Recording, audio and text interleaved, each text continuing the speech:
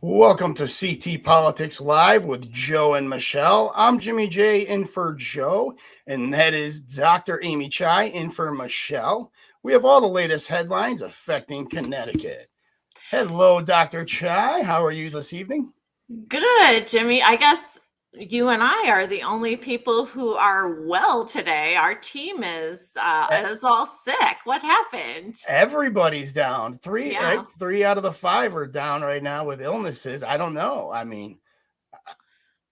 take my vitamins. Maybe that's helping me out. Mm, too much turkey, I guess everyone had. But get well, Michelle, Dan, and Joe. We want to see you back soon. Very soon, guys. We miss you Yeah, guys. we miss you. All right. You want to break right into these? Yeah. Gubernatorial candidate Bob Stefanowski lost his father this week at the age of 92. Robert V. Stefanowski Sr. of North Haven, husband of the late Eleanor Stefanowski, passed away peacefully, surrounded by his family on November 27th, 2022.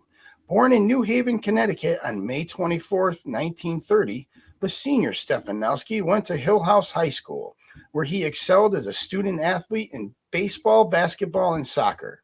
He will be remembered and missed for his kindness, generosity, wit, and ability to repair anything. Our hearts go out to the whole Stefanowski family as they go through this difficult time. Yeah. Our condolences to the Stefanowskis today. It's always rough to lose a family member like that. Absolutely. 92 years old, God bless him Yeah, for lived a uh, good life. for having an extended life, I think. Yeah. But But yeah, it's it's it's always hard. it's still hard no matter how long their life was, but I'm sure they're gonna miss him. I'm sure. Yeah. And according to the New Haven Register today, Yale students and alumni are suing the university for discrimination against persons with mental health disabilities. The 41-page lawsuit filed in the Connecticut District Court alleges that Yale violated the Americans with Disabilities Act, the Rehabilitation Act, the Fair Housing Act, and the Affordable Care Act. Rishi Marchanda, an alumna who is part of the Ellis for Rachel group, said that the thrust of this lawsuit is that Yale has failed to make reasonable accommodations and appropriate modifications to policies that allow students with mental health disabilities to have equal access to Yale's academic program. Yale has been under fire for the way it treats suicidal students through a withdrawal and readmission process, as the Washington Post reported last week. It's an ongoing conversation within the university community, as the Yale Daily News has been reporting. The Post report details how a student who attempted to kill herself after she was raped was pressured to withdraw from the university and go through a lengthy, nerve-wracking process to be reinstated as a student. Yale has frequently pushed students with mental health disabilities out of Yale, imposed punitive consequences on students who have withdrawn, and placed unreasonable burdens on students seeking reinstatement, upon which they must, quote, meet higher academic standards, unquote, according to the lawsuit. I'm so confused by this. I've always read that Yale, in recent history, is trying to be one of the more exclusive schools. So I'm just so confused why they would make them withdraw. Is Yeah, it well, numbers? Does it make the university look bad? Well, according to the dean, they believe that getting suicidal students out of the school is, quote, good for students, and it's protecting them, keeping them safe. But to me, my professional opinion as a physician is that engaging in things that are even perceived as punitive, to someone who is suicidal or mentally ill is actually going to make the problem worse, I not think it better. would exacerbate the Yeah, problem. yeah. Absolutely. And And I would just, what a tragedy to have a student go through a life-altering mental illness and then be dropped out of the school like that. That's really terrible. And then an even harder reapplication process. I just don't understand. Like, how did Yale think that this would not look bad upon them? Yeah, apparently out of all the Ivy League schools, Yale was actually ranked the lowest as far as accommodations to people with the mental health disabilities. So I'm really surprised because Yale Medical School and Yale's psychiatry program is actually one of the best in the world.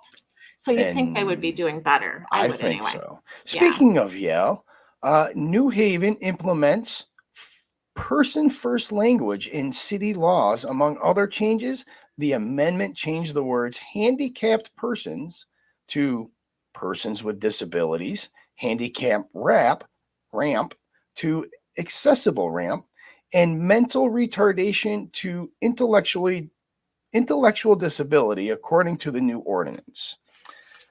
Not a bad thing. We always progress in language. Yeah. There's always been steps that this country has taken to be less offensive or more understanding. So I don't think this is one of those controversial ones. Yeah, I don't think it's really controversial. I mean, although sometimes it's hard to put the person first, like in my practice of addiction medicine, we see a lot of what we call justice involved individuals. So I guess we would have to call them individuals involved with justice. But I mean, that's kind of what I'm wondering is how are they going to enforce this? Is this something, are people going to be like punished if they use the wrong words? I think this is one of those social justice in the true sense of the word, not like this social justice warrior that's being tossed around. I think people will eventually hold everybody else accountable, just like the words that we used to use in the 80s that are no longer acceptable, but you don't hear them anymore. Right, right. Yeah. So it's a process, I think, Yeah, and absolutely. and I think it's great to think of people first and to take some of the stigma away from people who do have disabilities because there are a lot of discriminatory thoughts and discriminatory speech and it's hard enough to have a disability without being made to feel bad about it. Absolutely. So, according to the Stamford Advocate, Governor Ned Lamont and First Lady Annie Lamont will be among the guests at the first official state dinner at the White House on Thursday night. That would be tomorrow night. Lamont's office announced his invitation to the dinner, which will highlight the long-standing ties between the United States and France in a press release on Wednesday. French President Emmanuel Macron and his wife Brigitte Macron will be the distinguished guests. Wow, that sounds pretty fun, right? I would love to go to a state dinner with the leaders of France. Wouldn't that be fun?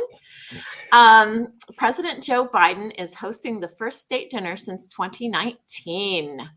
Wonder what happened in 2019. Marking a return to some of the more ceremonial pomp and circumstance activities at the White House that were put on hold due to the COVID-19 pandemic. I like that things are getting back to normal. Oh yeah, me too.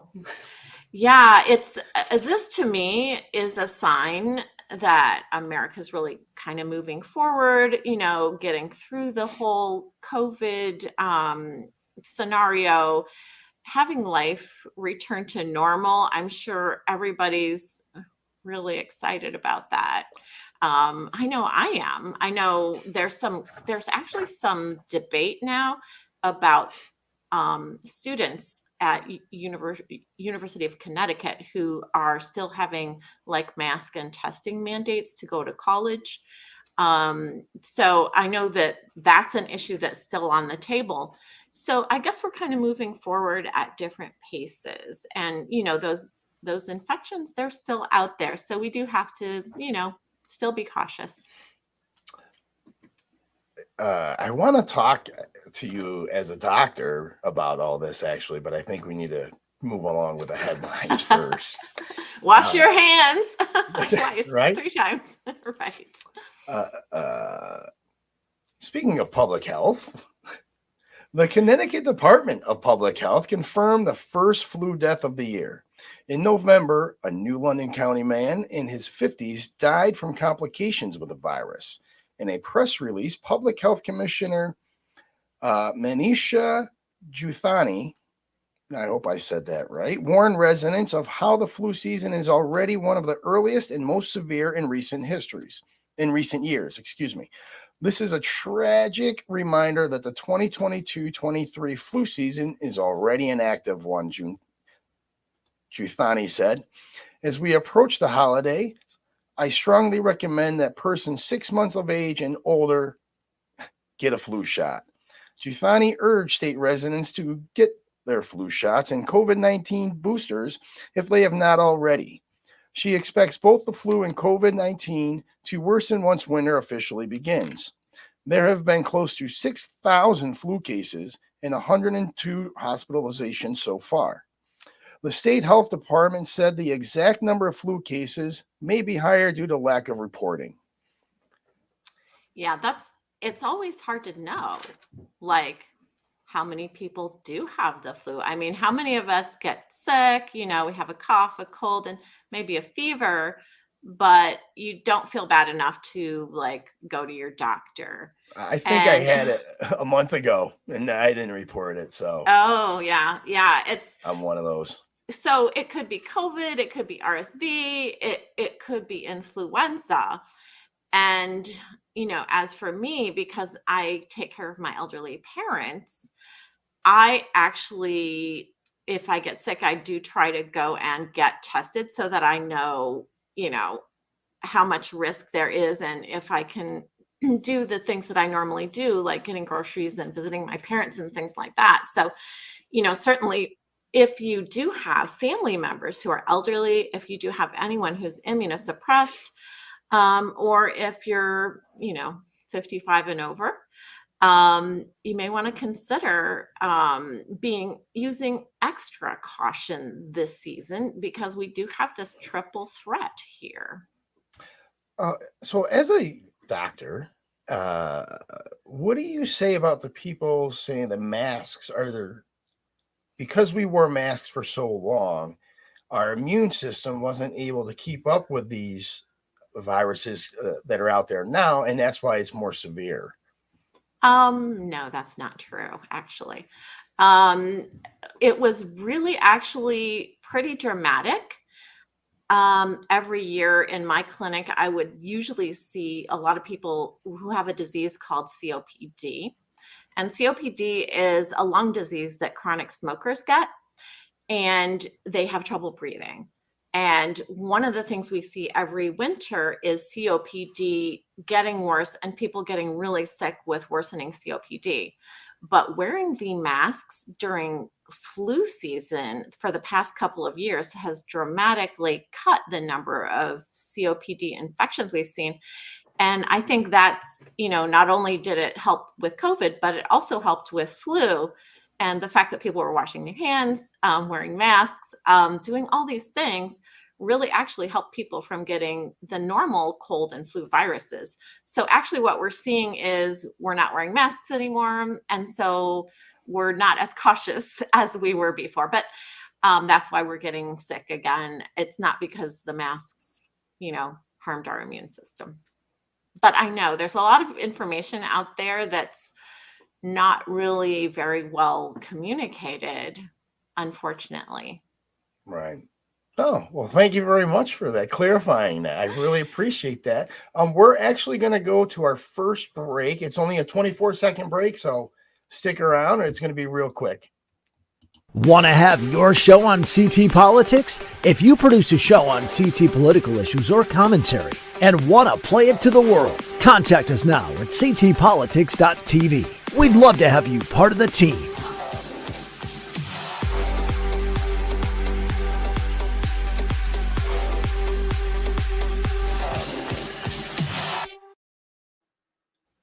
Welcome back to CT Politics Live. I am Jimmy J in for Joe, and that is Dr. Amy Chai in for Michelle.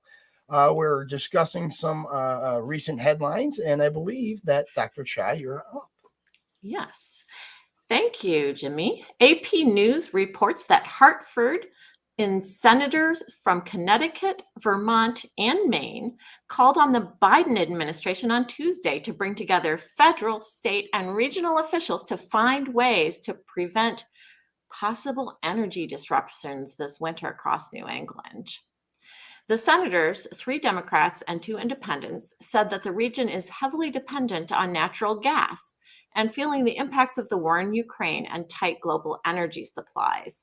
They urged Energy Secretary Jennifer Granholm to leverage resources within her department to help bring non-fossil fuel energy online as quickly as possible in the region, and to review any emergency powers that could be used to ensure energy needs are fulfilled without price spikes or supply disruptions. With the upcoming winter season comes a real threat to energy reliability for residents and businesses in New England, wrote Senators Richard Blumenthal and Chris Murphy of Connecticut, Patrick Leahy and Bernie Sanders of Vermont, and Angus King of Maine. Global events caused by Russia's invasion of Ukraine are exacerbating the risk that this region will not have the fuel supplies needed to maintain heat and power during an extended cold snap. The Energy Department said in a statement to the Associated Press that it's closely monitoring winter fuel availability, especially if the weather is colder than expected, and it's preparing to address any resulting risks. And the Energy Department also added that our region here in New England is expected to have sufficient energy if our winter is mild to moderate. So a little good news, a little bad news. So I actually had Joe Nolan. I booked Joe Nolan on my Mornings with Gary Byron's radio show on WDRC. Joe Nolan is the president and CEO of Eversource. Oh, what did he have to say? So, interestingly enough, Connecticut makes zero energy of its own. Zero. So, yeah, we have to import everything. And our electricity and our grid is ran on natural gas. Natural gas, yes. 50% natural gas and 50% nuclear is what I understood. Correct. So, but if we run out of that natural gas because of the war in Ukraine, so he wanted me to assure everybody, if I talked about this, that we have enough energy to get us through the winter. And if we have an Arctic, and he used that word, Arctic cold spell, like we always have an Arctic cold snap. Okay, thank you. Like every year, they're like, "Oh, it's the Arctic cold snap coming," and then they show that picture of the air coming down from Canada. Exactly, but if that does not happen, we'll be fine. Right? Okay. If it does, and we don't get this natural gas reserve that we're asking for, which all these senators are asking for Joe Biden, I believe that's what they're asking for here. We could be in some brownout territories. Oh, that's not good at all. Well, I guess we have to stock up on batteries and ask for a nice fuzzy robe for Christmas. I am jealous of the people that have wood burning stoves this year. Oh, me too. Oh my goodness. I wish. Okay. According to Inside Investigator, the CT Lottery Corporation's first year offering retail and online sports betting brought in less revenue than previously projected, according to the Office of Fiscal Analysis. The OFA's Fiscal Accountability Report noted a negative adjustment of $10 million for the state's transfer special revenue, which reflects the underperformance of Connecticut's Lottery Corporation sport betting revenue relative to projections. Connecticut's move into legal online sports and casino gaming in 2021 allowed the CLC to offer in-person retail sports wagering at 15 CLC facilities and online sports betting alongside Mohegan and Foxwoods. which partnered with major sports betting platforms like DraftKings and FanDuel. The CT lottery remains a source of significant revenue for the state that has been growing over time. In 2018, CLC transferred $345 million into the general fund. Ooh. 21, that number topped out at 418 million, and last year was 401 million. The majority of state revenue from the lottery is funneled to health and human services and education funding. As a part of the legalized gambling statute, CLC also contributes an additional 1 million towards treatment and rehabilitation for problem gamblers. Well, that's a lot of cheddar. That is a lot. I guess I'm glad that they're using the gambling money to fund education. It's sort of like a math tax. Right? Yeah, it's like if you spend like a lot of money gambling, chances are you're going to lose it. Just got to learn a little bit of statistics to get through that. Do you watch? Are you a big sports fan? I used to be a big sports fan, and I used to be a big sports gambler. Oh, you did? Oh my goodness. Yes. Did you ever win money? Not a lot. Not a lot. So, no. Did you lose more than you won? On sports gambling, I did. I lost a lot more money than I won. Oh. Going to the casinos, I've won a lot more than I've lost, though. Oh, so, well, see. I've made You never know. It's the luck of the draw, the luck of the cards. Yeah. It's if you do gamble, you do use lottery, just remember it is a game, and never gamble more than you can actually afford to lose. That's rule number one. Yeah, rule number one. It's just for fun. It's not to make money, because most people aren't going to win the lottery, and that's why it's the lottery, right? Yeah. What's the number? What's your chances? 1 in 347 million? Yeah, it's like, that's probably not going to happen. It's like, you might as well get struck by lightning, right? Yeah. So just remember, 346,999,999 people didn't win. So you're saying there's a chance? There's a chance. Okay. Maybe I'll do it once. I'll try. Maybe I'll try. I don't know anything about sports, so I'm sure I would lose. Sports is hard. It's sports gambling's tough. So, news from Hartford. Governor Lamont sent out a press release today. He announced that the Connecticut Office of Tourism is continuing its award-winning Find Your Vibe tourism campaign. Find Your Vibe. That's kind of cheesy, but that's okay. Through the winter months, through the release of a new campaign that puts spotlight on the abundant activities and experiences available to visitors in Connecticut during the season. The Find Your Vibe campaign first launched in June, exceeding industry benchmarks as well as year-over-year performance for the summer months, June to September of 2022. And these included 205 million paid media impressions, and that would be like people clicking on it like on Facebook or Twitter, and that was an increase of 80%. 1.5 billion PR impressions, that's a lot.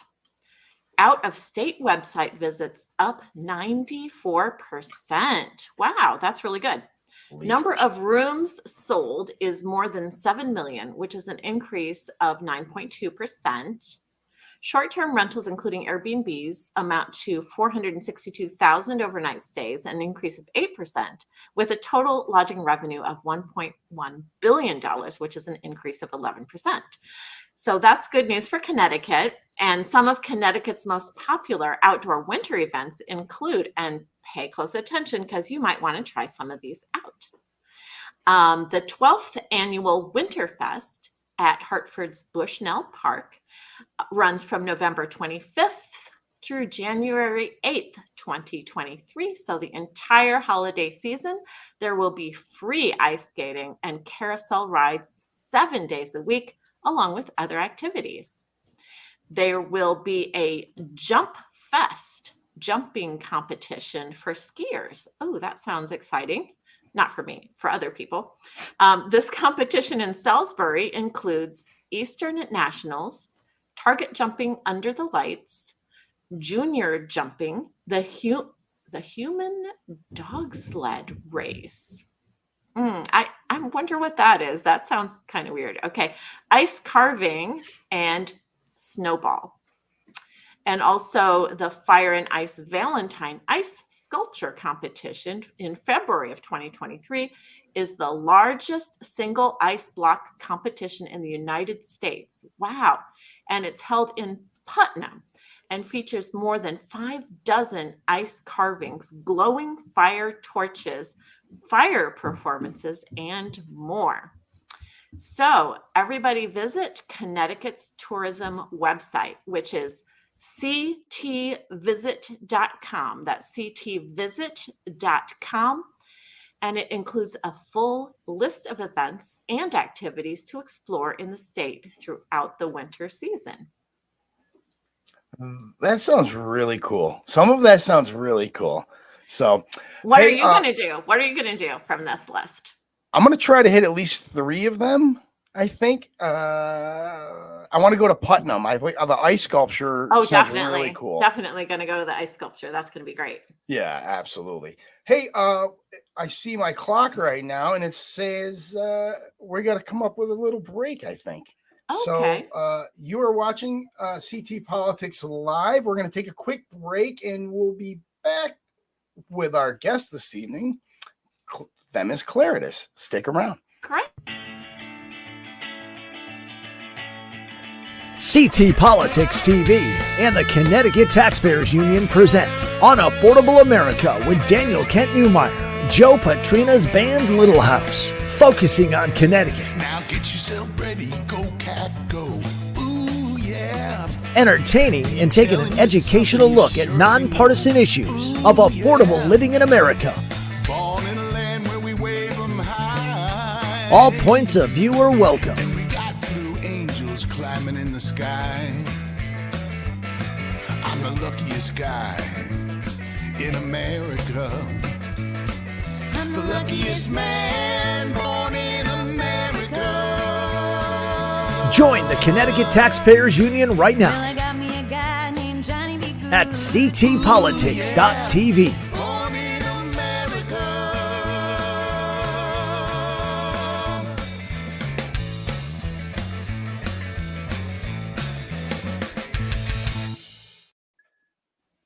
Welcome back to CT Politics Live. And now we are happy to introduce our special guest for this evening, Themis Klarides. Themis served in Hartford for 22 years, and she was the Connecticut House Minority Leader from 2015 to 2021. She was the highest ranking woman in the legislature and the first woman to lead the Republicans in the House of Representatives. Most recently, she was a candidate for United States Senate. This is a very impressive resume. Welcome, Themis, and thank you very much for being on the show. Hi, guys. Happy to be on. It's great to have you on, Themis.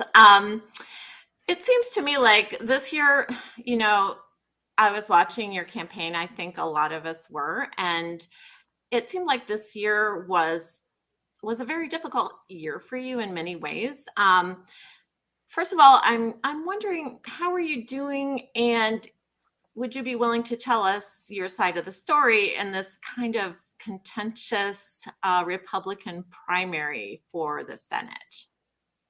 Well, I'm doing great. Thank you for asking. And I don't really know what my side of the story is, except to say that I served this state for over 20 years, as you mentioned. The last 6 years as the House Republican leader, I was really proud to be the first and only woman leader to lead the House Republicans. I was the only woman leader in the entire legislature, Republican or Democrat. And I always did it for one reason. I did it because I really wanted to help my district in the state. My sister and I, my sister's actually, I know she was on your show the other day. And, we served in the House for 2 terms together, the only sisters to have done that, which was a lot of fun. And I know it made our parents really proud. And they raised us to believe that you have to give back in whatever way is your thing. That doesn't mean politics. That means, nonprofits. That means whatever is important to you. And I ran for office because I believed that I wanted to do what's best for the state. And I was really proud of a lot of things we did, but I think there's so much more to do, and our state's in a really precarious place. So I ran for U.S. Senate for those reasons. And I believed, as we all do when we run, that we're the best candidate for the job. And I think I was in a unique situation in a sense, because I've not only run my own race 11 times, but as leader, I ran hundreds of races all over the state. In 2018, I was in 71 House districts in 3 months. Wow. From corner to corner, the state, all different people understanding that this state, although it's the third smallest state in the country, it's so different in so many different areas, 15 minutes apart, and it's night and day different. And I understood what I believed was the kind of candidate we needed to take out a long-term incumbent in Dick Blumenthal. Yeah. And unfortunately, the primary didn't work out that way. And that was, certainly very sad for me and disappointing. And we saw what the results of that were in November. And the sad part of that is, when those are the kind of candidates that you're nominating at the top of the ticket, it affects everybody underneath the ticket. And that's why we lost a seat in the state house. We lost a seat in the state Senate. Greenwich, for example, for the first time in the history of the town of Greenwich, they have 3 Democrat state representatives, and they almost lost their state Senate seat. And that's because people actually, I think, for the first time, voted against their own financial interests, because they were trying to send a message. I'm not happy, with this extremism. I want people to collaborate. And, sometimes we think collaboration is a dirty word, right? So nobody has fought stronger for the principles that I believe are best for the state or the people I represent than me. I have fought tooth and nail. I like to say I'm a loudmouth Greek girl, and I fight for what I believe is right. But the reality is, you're in a legislature, whether it's in your state or in Washington, and your job at the end of the day is to do what's best, not to always just say no, dig your heels in and take your toys and go home. And I think that that's what this election said all across the country, to be honest with you.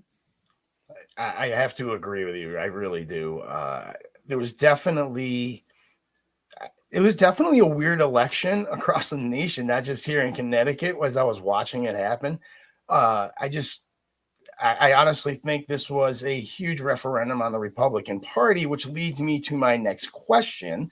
I know that you're not Miss Cleo and you don't have a crystal ball, but if you could, look into the future, what do you think, especially here in the state of Connecticut, the Republican Party changes are going to have to be or should be?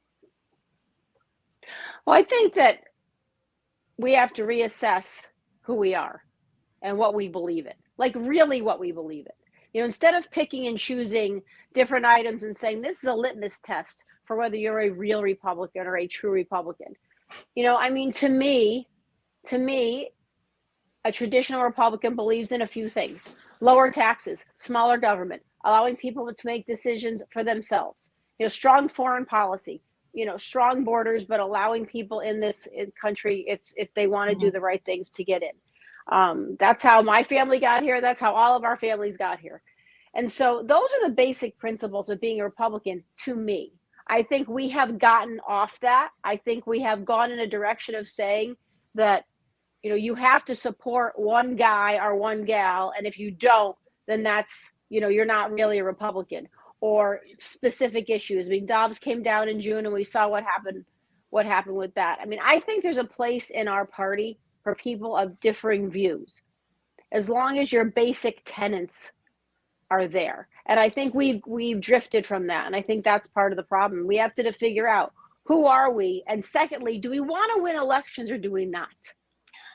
Right? That's a very, very good point. Yeah. Listen, there were people on August 9th that were patting themselves on the back and pounding their chest saying the real Republican won. And, this is going to be the difference. We're going to win in November. And the reality is this: I have served as a Republican for 22 years. I know what a Republican is. We may not all agree on everything, and I think it's good when we don't. I think it's good to have differing opinions. But what I know is, if we're not going to nominate the people that can actually win in November, then you're part of the problem. then you're just going to have a Democrat for 6 more years, which is exactly what we had. And we've hurt the rest of the ticket underneath. Yeah, I think a lot of us sort of saw your opponent winning in the primary and thought, well, why go any further because the election's already over. I mean, I think that's what a lot of people were thinking, and it was the truth, especially here in Connecticut, I think. What do you think that the Republican Party will need to do to bring its members to the understanding that, it's not necessarily compromising your values to compromise on policy issues? Is that something that's going to happen that can happen in today's Connecticut Republican Party? What do you think? Well, I think it has to happen because the numbers are the numbers. I like to say, if you believe in certain positions, and I respect your positions as long as you believe something. Like, I respect everybody. I don't care if they're Republican or Democrat or unaffiliated with, as long as you believe something and you respect mine, right? There I mean, it I is. respect people that I Absolutely. disagree with Absolutely. more than some people I agree with because I know they believe in something. Mhm. And the fact of the matter is, we don't live in Alabama. We live in Connecticut. Yeah. So just because you wish the party was one thing doesn't make it so. When you look at the fact that we have almost 500,000 registered Republicans in Connecticut and only 84,000 came out and voted in an August primary. All right. And the results were 50%, 40%, 10%. We need to have open primaries, I think, is the very first thing we need to do. Yeah. Okay? I think if the that's in and of itself. Yeah, if independents would have been allowed to vote, and I am actually an independent, if independents had been allowed to vote in the primary, I think we would have seen very different primary election results with much more electable candidates. And that's the issue. It's the electable candidates. And when you say that to some people, in their mind, they translate to, oh, well, then what's the difference? I mean, just use my example. Just use my race for an example. What's the difference between then Dick Blumenthal and Themis if she believes in this, this, and this? Well, the difference is I believe in way more than I don't believe. We agree on way more than we disagree on. We don't agree on everything, and I've always said that.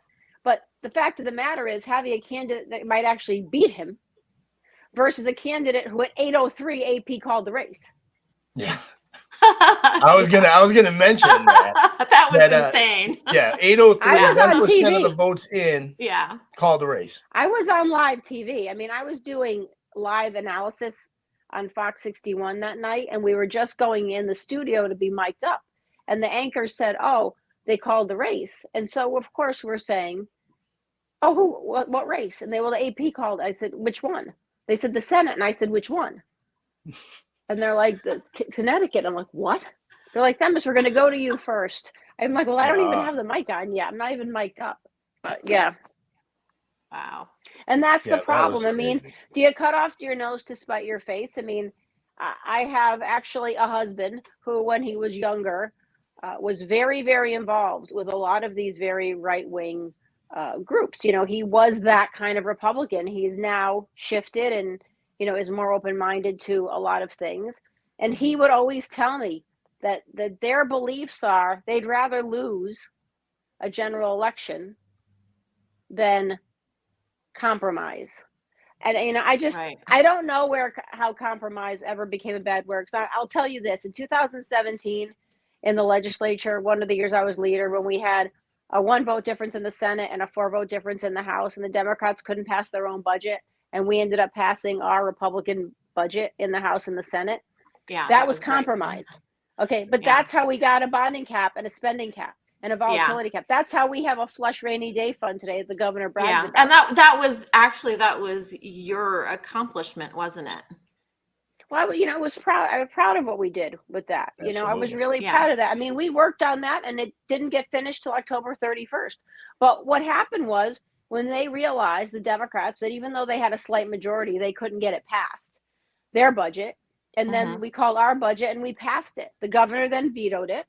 And we had to make a decision. Do we go to the drawing board and just continue back to digging our heels in? And at that point, it was almost October and we had dug our heels in enough. We made our point that there are options. There's another way. There's a better way to do this. And we sat down. Did we get 100% of what we wanted? We sat in a room with Democrat leaders for 6 weeks. It was, I could never go in that room again. It was a room with no windows for 6 weeks. And we sat there, the six Oh of my us, goodness. and Sounds awful. we debated the whole thing. But we got a lot more than we didn't. And what it did was make Connecticut more fiscally sound. And if we hadn't done that, this would have gone on for months. Who knows where it would have ended, but it wouldn't have been what's best for Connecticut. And it ended up being what was best. Yeah. And we really appreciate, what you did there. And I think, trying to think about how we bring people together, working even between Republicans and Democrats, it's going to require a certain amount of compromise. I think if both sides get, everything, if one side gets everything they want, then something's wrong. Because nobody should have everything that they want. Otherwise, somebody just doesn't have a voice in the process. And I kind of see that also in the Republican Party itself. How do we convince people? I mean, is there a chance that we're going to have open primaries? What do you know about that? Well, I just want to comment quickly. I think the Democrat Party has the same issue we have.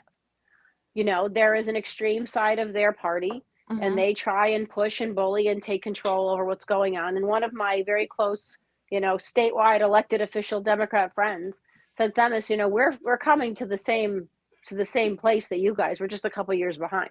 So I think for people, they believe in their basic principles, but they also want their elected officials to work together and do what's best. And if you look at it, I mean, you look at the governor of Massachusetts, Charlie Baker, you look at the governor of Maryland, Larry Hogan, those are both Republican governors in Democrat states, right? They are the two most popular governors in the United States of America. They Larry are. Hogan was term limited out. Charlie Baker wasn't, but the Republicans in Massachusetts took over their Republican Party, and nominated somebody that was not electable. Now, Charlie made the decision not to run on his own, and I have the, highest regard for him. He did a great job, and I think if he ran again, whether it was as a Republican or an unaffiliated, he would have won. But why did he want to go through all that? When he's being fought by his own party, and they want to run somebody who has no chance of winning in a state like Massachusetts, and that's what we're seeing. I mean, to your question, do I think, and how do we change it? I mean, I'm hoping that this year's election, and I've already seen people's tone changing and their opinion changing. That doesn't mean that everybody's changing. That doesn't mean we're there yet. But I think we've all seen the tone changing as to what's working and what's not working for our party. Yeah, I have to agree. I think so. And I think, part of it, and that, I mean, one of the reasons we're doing this show is I think a lot of the polarization comes from people getting sort of drawn into certain information and opinion bubbles where they're not really exposed to other people. And there's, on both sides of the aisle, there tends to be a tendency to sort of demonize the other person with a different opinion. But in a diverse country like America, we have a lot of people with differences of opinion. So, I think actually the media has a big impact, and the parties also have a big impact. And, I'm hoping that we can do something about it, to try to bring a little bit of sanity back. So in Connecticut, let's just hope that that's something that's going to move forward. What do you see in the party coming up for the next, like the 2024? What do you see happening in 2024? In Connecticut? Yeah, with I mean, I think everybody is just reassessing now. I don't think that there's been any real conversation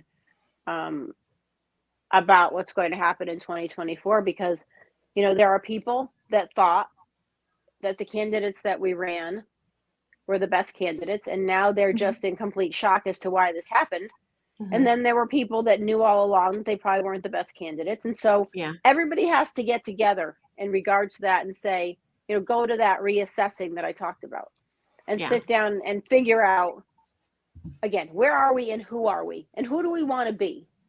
Right. Do we want litmus tests about I support this person or I don't support that person? Or do we want to say, listen, guys, we need to figure out who the best person we have that, we agree with enough, but really has the chance to win.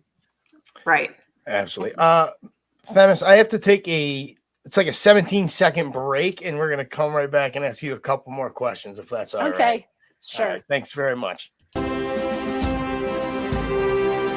This is the home of the CT Strategist Report with Daniel Kent Newmeyer. Interviews with Connecticut's top leaders, expert political analysis, news, commentary. Gain the insider's perspective.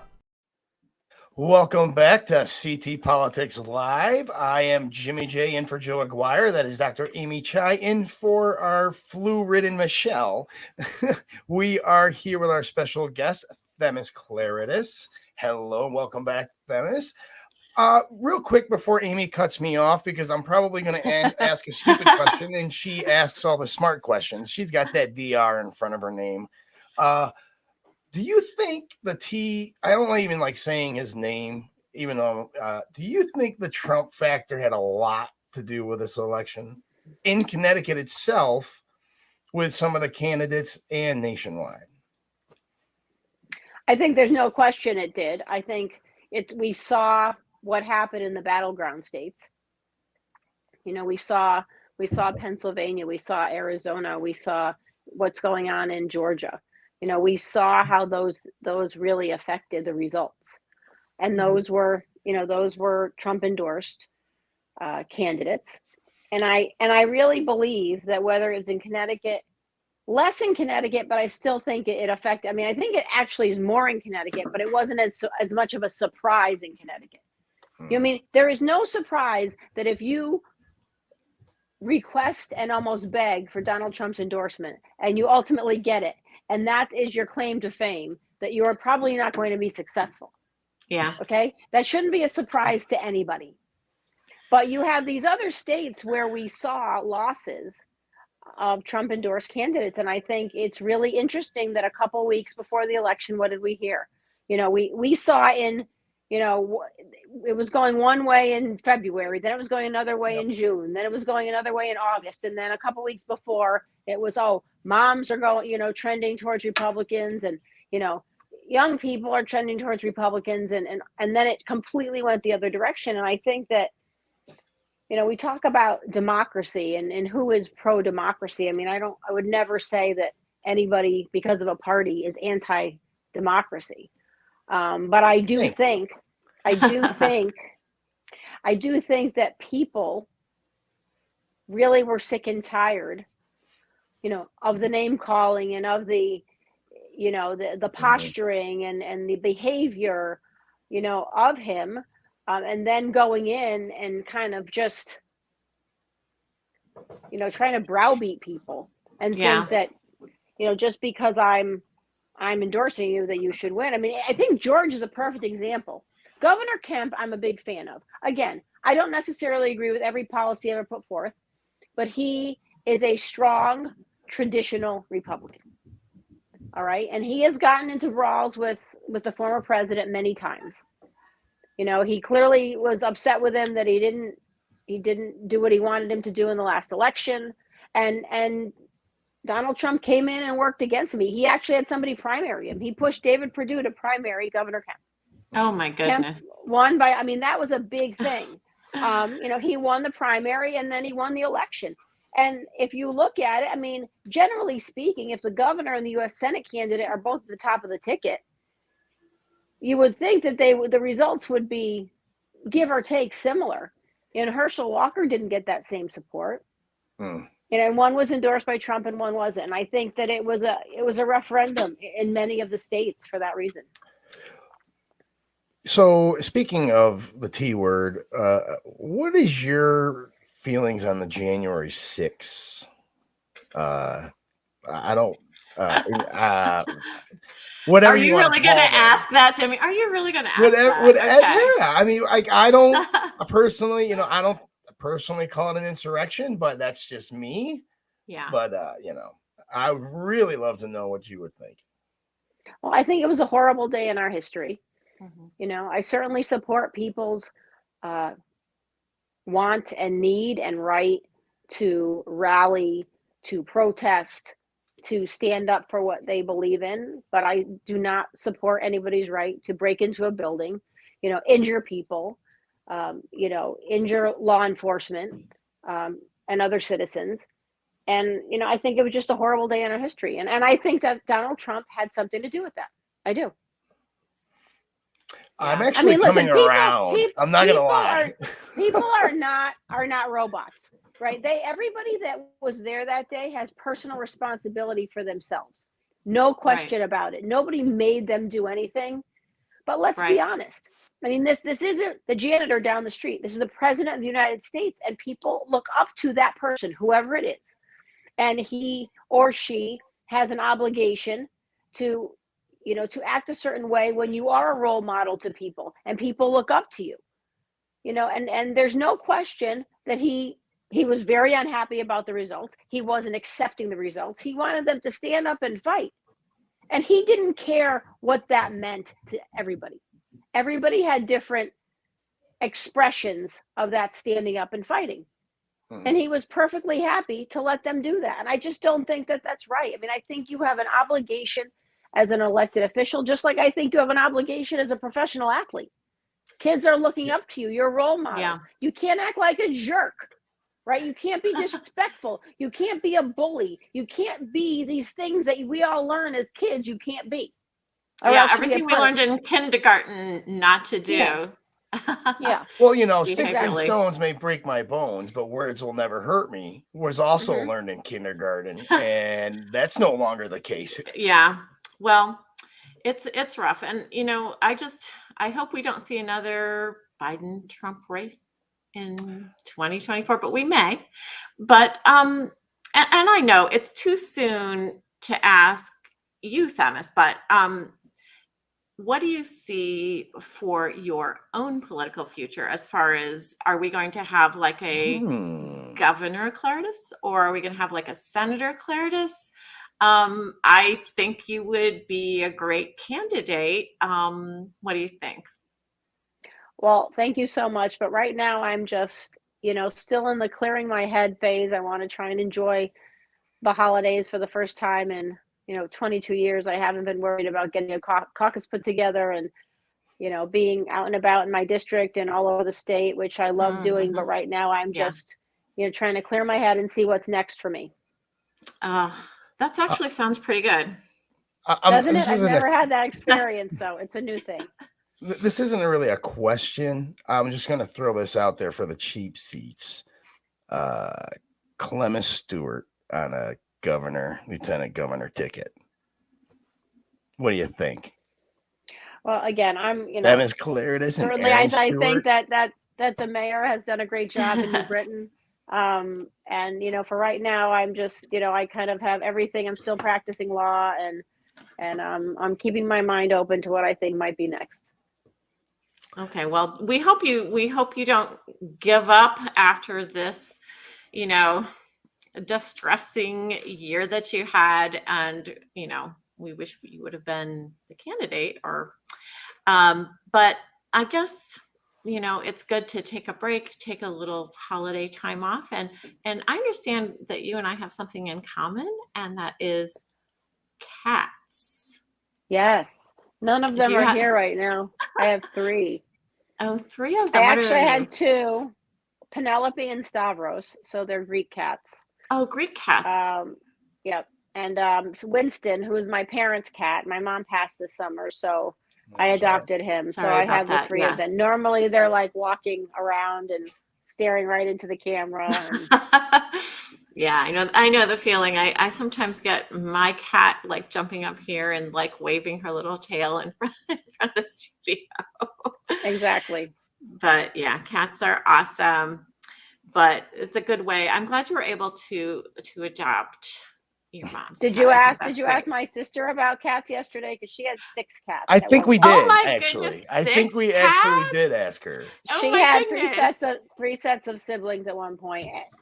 About 10 years ago, she had to find homes for one of the sets, Linus and Lucy, because they were being bullied. And she had a cat this past winter that passed. So she has 3 now. But just today, we were at our local animal shelters, and making kind of our holiday donations to them. And they had so many. I mean, there were little kittens that were like 5 weeks Oh. old that Aw. didn't even kind of their fur wasn't over their nails Oh. yet. Oh my, thank God my And wife so wasn't every there.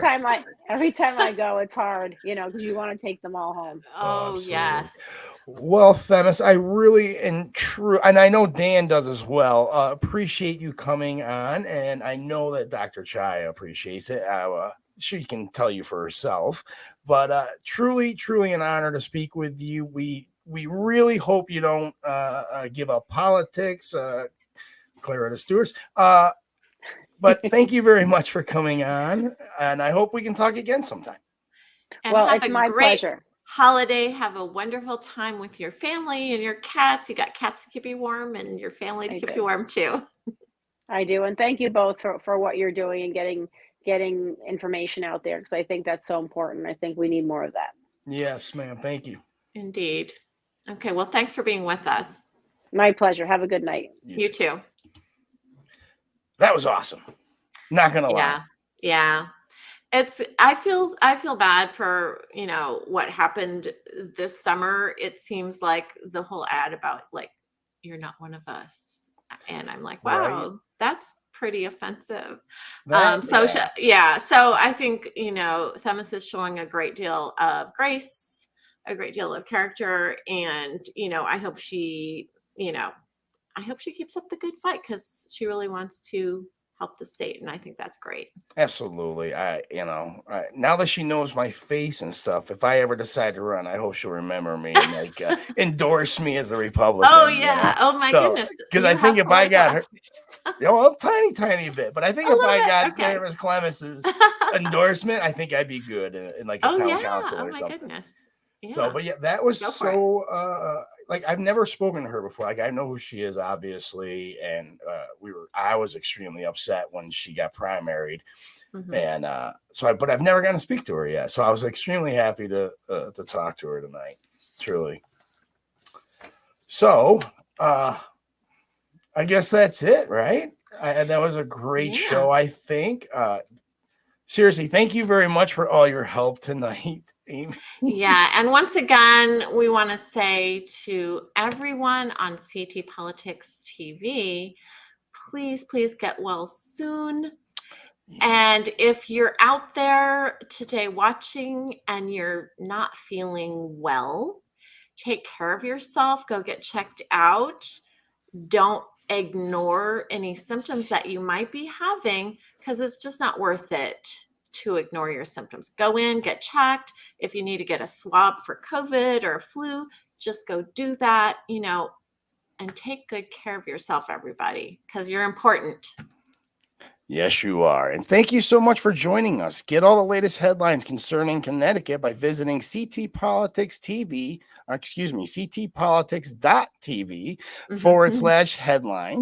/headlines-news, and follow us at CT Politics TV on social media. Well, that does it for us. We'll be back tomorrow night at 5 p.m. For Dr. Amy Chai, I am Jimmy J.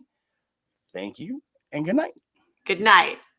CT Politics, we're cutting out the political bull. Yeah, I guess that about sums it up. Join in the fight now. Go to ctpolitics.tv to join the Connecticut Taxpayers Union.